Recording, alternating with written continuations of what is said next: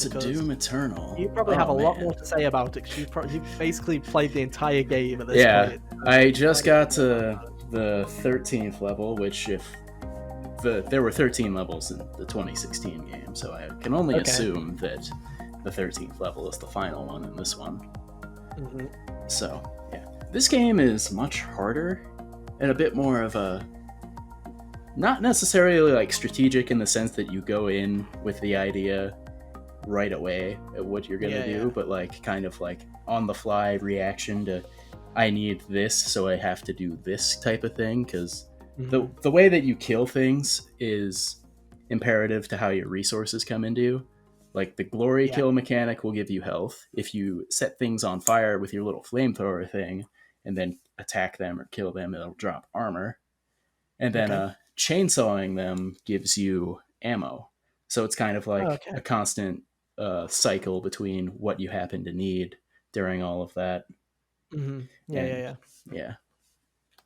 So that's cool. It's a bit more of a thinking man's game than the other one, where I kind of just, for the most part, just kind of shot things with my shotgun until I could rip off their heads.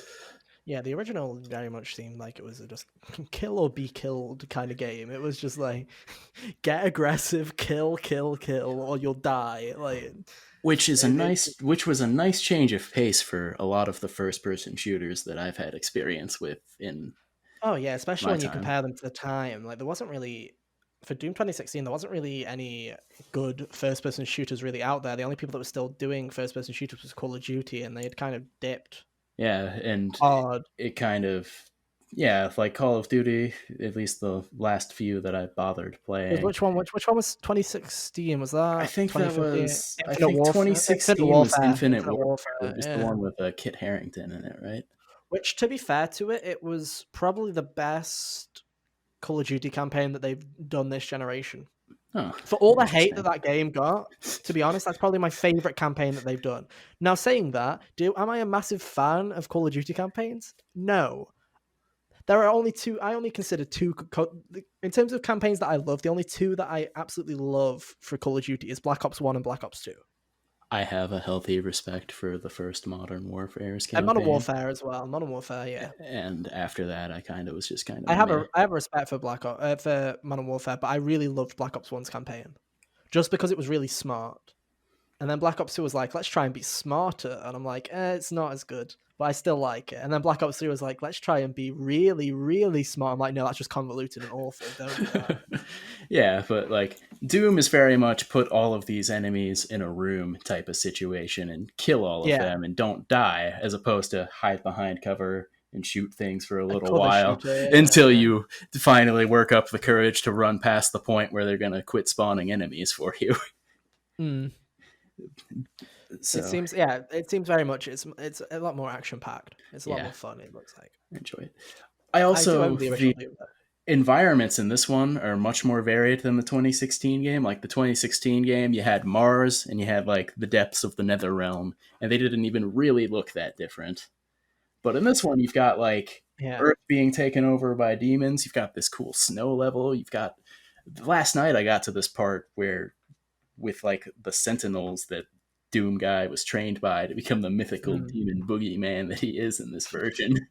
And that had like a very kind of like Greek type of architecture vibe to it, and I really liked it. Oh, okay.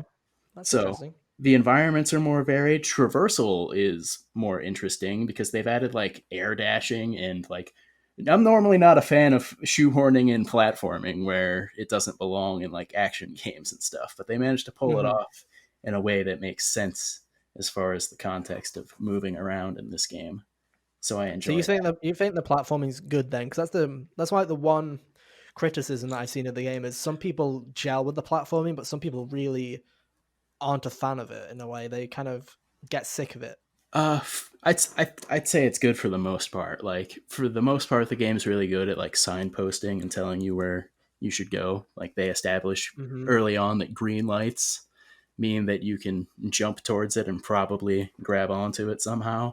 Or you'll see like the walls that you can attach to. They all have like the same kind of ridges. It looks very climbable that way. But sometimes when you like, later in the game there will be some areas that look like big and open-ended, but it's more like chunked up as far as Okay. how that goes, and you'll be like jumping from little islands to islands almost. And sometimes it'll look like you'll see the green light, but it will be like, is that where I need to go, or is that where I've already been? And that's Yeah, the yeah, only yeah. kind of problem there as far as that's concerned. But for the most part, I think the platforming is nice, and I think it works well. Yeah. Okay, that's good to hear then. So, would you say that the level design is better in the second game then? I would say so, Obviously, they yeah. look better. Yeah. Like, what is? Do you think that there's been like a different design philosophy in this game? I think they found out what made the first or the 2016 game work as far as like the action and such, and then Mm-hmm. they decided to add. They decided to build on it and also add like, the just kind of walking around when you weren't fighting could be a little stale in the Mm-hmm. Yeah, yeah. 2016 game. Like there was this one level where you are essentially climbing this tower, and there's a whole bunch of like puzzle. It's kind of like not necessarily puzzles because you're just kind of jumping up and not and timing it so that you're not getting hit by the machine's parts. But you Yeah. know, so that could get a little tedious when they made you do something like that in the 2016 game. So they ironed that Mm-hmm. out and made that part more interesting when you're not in combat. So I'd Yeah. say that the level design is better, and yeah. It's more robust in a way. So, what would you say? Would you say that it's a better game? That's the real question. Yeah, I'd say it's a better game as far as it has things that, like, when I think of sequels and what you would want from them, I feel like this Mm-hmm. game delivers on that as far as it has all the things that were good about the first game, Mm-hmm. and then it adds more stuff. And I guess, some people may not gel with the platforming, but I feel like that works. They add more mechanics to even like the weapons that you get, like even weapons from like the first game that come back. Like the Yeah. double barreled shotgun is like my favorite weapon, and they added another element to it in this game that's even cooler. They have like a hook that you can shoot out, and you like attack. You'll like swing into them like Scorpion or something Oh, with it. nice. It's really cool. I enjoy it. And then when you like max out the shotgun, as far as that's concerned, it catches them on fire. So that's really Oh, cool. nice. Nice. That sounds like fun. Yeah. Doom is one of those. Doom's. I own Doom 2016. I own it. I've owned it for a while. It's one of Ah, those games that is in my backlog, but I've just never had the feeling. I know that I'll enjoy it when I eventually go and play it, but it's one of those games where I'm like, I'll play it eventually. It's on there. yeah. It's in that list, and to be fair, it's a smaller game, so I should be more willing to do it. But it is. It's in the same pile as games like The Witcher 3, where I'm like, everyone loves it, I haven't got but to The Witcher 3 yet either. I'm just not feeling it. And I'm like, maybe I should play The Witcher 3 before Cyberpunk comes out, but hey, who knows? I guess Who that's the knows? one thing that the first game or 2016's Doom would have over Doom Eternal is if you want like a shorter, more in and out experience than Mm-hmm. 26.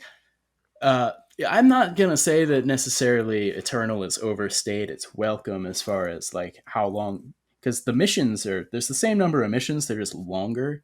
So Oh, if there's okay. like one part that's not really vibing with you, that Mm-hmm. might feel like it will go on for a while. But then once you're out of that part, you'll be back onto something cool with how. Nice. But I haven't hit a point where I'm like, oh, good God, can this game just end?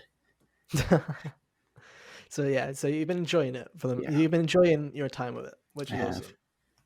So there you go. Would you recommend it? I would 100% recommend it.